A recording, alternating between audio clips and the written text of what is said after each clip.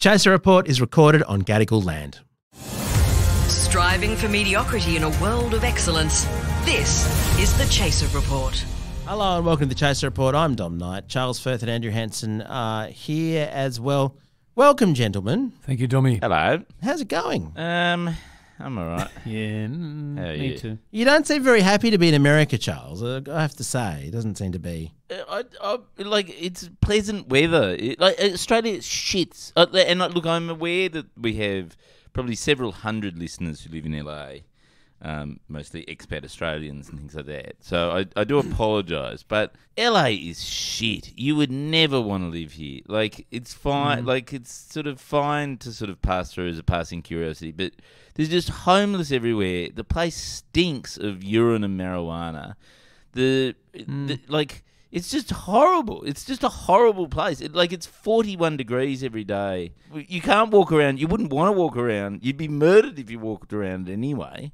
It's just they had no regard for the fact that, you know, humans have to live in this place. Like, it's a city built as if you're just an extension of your car. Well, I've thought of a way to make you less homesick, Charles. The ABC News has released a wonderful game. Oh, yes. Simulating people's experiences of the Australian property market. So what they did is they went and interviewed 40 or 50 real Australians about their experience, you know, trying to find a place to live in Australia. Oh, okay. And I want the two of you to just talk me. It's a chatbot. I'm going to get you to make some selections, and then I'm going to put that into the chatbot and see what happens. Okay. And as if we're like honest answers, or we just make up an answer? Honest answer. You can choose whichever answer you want, and Okay. your goal here is to try and actually live somewhere sustainably without being miserable. Oh God, we'll probably end up in LA. All right, Charles and Andrew, here we go. Pick your property journey. This is a real thing that the ABC has published this week that I'm going to talk you through. So you come home from work to find a letter in your mailbox. Your rent is increasing, okay?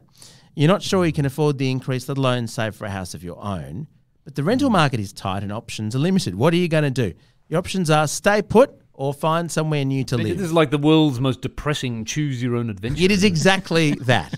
Yeah, I don't think this would have sold very well in the fighting fantasy game book series. But also, that's an impossible choice. They said you can't afford your home. Are you going to move out, or are you going to just not afford things it? can always be worse, Charles, is the general rule of the Australian property market. Do you take the risk? All right, I'm going to take the risk of just moving somewhere else. Okay, I'll find somewhere new to live. Landlord. So, okay, I've put that into the engine. Let's move. You've decided the rent increase is too steep and you're not going to renew your lease. That means you've got to find somewhere new to live. Yes. Are you going to continue renting, or do you think you have enough to try and buy your own home in this hypothetical world? Which are we going to do? Ooh, Charles? Well, nobody can afford their own home anymore. Although it'd be interesting to see what happens You've got to calculate your mortgage rate as if it's going to be 20%, which it will in a couple of years. Well, it says I want to buy a house. Shall we try and see how far we get, or shall we keep renting? Oh, okay, yeah, that's a great idea, yeah. Because we might be able to afford somewhere in Burke or something like that, wouldn't we? All right. So I want to buy a house, all right. You've crunched the numbers and believe you've stumped up enough to purchase a place of your own. Oh, but the housing market has changed. Prices have risen, if so have interest rates. What are you going to buy? Your options are, I'll live in regional Australia or I'll live in the city. Anyone can play this game at the ABC website. Okay, by the way. let's go. You know, let's be ambitious and we'll want to live in the city. All right. I'll live in the city. Yeah.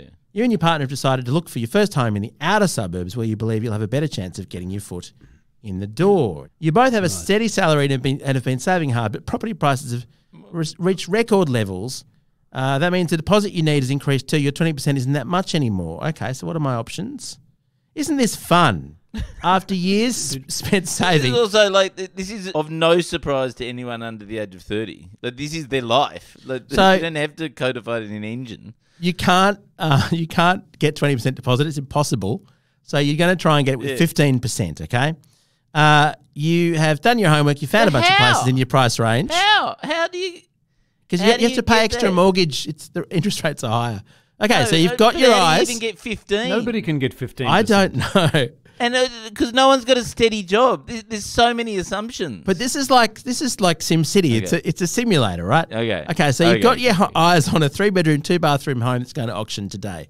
Are you ready to make an offer? It's the only option that they've got here. Yes. Let's definitely make an offer. Here we go. I'm sorry, your bid was unsuccessful. The property is sold for $200,000 above expectations. You'll have to increase your budget if you want to get into the market. Are you willing to go higher on another place? It's the only option. Let's do it. Yep, let's go higher this time.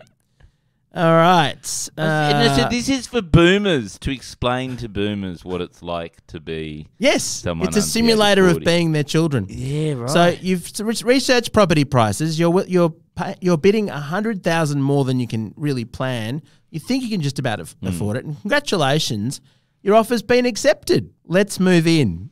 What happens now? This is exciting. So, all right. Okay. You love your new home. You've been trying to pay down the principal, but the market's changed. Rate rises have happened faster and more frequently than many anticipated. So what have I got to do now? Oh, dear. Oh, it's $750 more per month. You don't think you can make it work? No. Sell the baby? Between two salaries, you think you can make it work, but you know that if you find yourself out of a job, your financial situation could change overnight. Andrew, I think you're going to have to get a second job. You'd have to work nights and days. Yep, all right, I'll get a second job. I mean, the alternative, we could also sort of become Mormon and just marry another 3 or 4 people. Bring That's a them very good idea. Also to work for the same house. I like that, yeah. So, sort of, what is it called? Polygamy. Polygamy. Yeah. Still on those gummy bears full of marijuana you can buy in Los Angeles. Yeah, they're just... I reckon that the housing market's going to become dominated by... It's not a bad idea. It's all going to be... Mormons are going to be the only people who can afford a house pretty soon in Australia. So, just to get back to the chatbot, the options are read a real-life depressing story about people in their mid-40s who can't afford to buy a house, or say, I don't want to do this anymore. Yeah. Congratulations, you live in regional Australia. I think you got to, because you sometimes work at the ABC, Dom, you got to tell your ABC people to put a third option, which is Andrew's idea, which polygamy. is just marry a few more people. I think it's a very good idea. Just hook up, because it's sexy times when you're under mortgage stress. That's when your libido's highest. I mean, I presume by the end of the year we'll all have to live in the same house. Can we live in the office, Charles? Is that possible? Oh no, the rent's going up in the office. I don't think we're going to be able to afford it anymore. Well, I appreciate the national broadcaster just using this cutting edge technology to simulate everyone's real life in 2022. Yeah. You should have given a content warning at the beginning that it was essentially like virtual reality. I presume the people who made that game can't afford to buy a house and decided to share it with everybody. Yeah, I don't know what you do. I read the long article accompanying the whole thing that explained all the context, and it seems as though every single aspect of this process is bad. Very easy. Just if you own 2 homes, we just get to eat you. Yeah, I'm hungry. And you don't own the home anymore.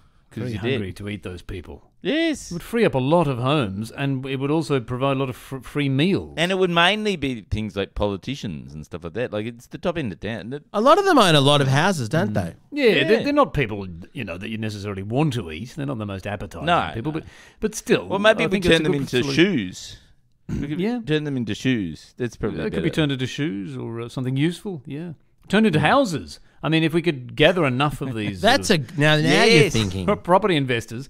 How many property investors would you have to sort of glue together to make a house? Not many. A meat house? There'd be a few hundred. Yeah. You can use the bones to sort of... bones? That was very European. Europe's full of all these ossuary sort of places built of bones. Yeah. Well, apparently small houses are fashionable. Oh, I'm thinking big houses, Dommy. I'm thinking grand mansions made in these investors' bones. A McMansion. Yeah, like just knock down Malcolm Turnbull's Point Piper mansion and rebuild it using the bones of him and his friends. Problem solved. Put that in the chatbot. Oh, this has been very uplifting. All right. Thank you for playing the ABC chatbot, which has absolutely no solutions to the terrible situation we all find ourselves in. Thank you, Charles. Thank you, Andrew. Thank you, Tommy. Aggie is from Roadwood, part of the Acast Creator Network. See ya. See ya.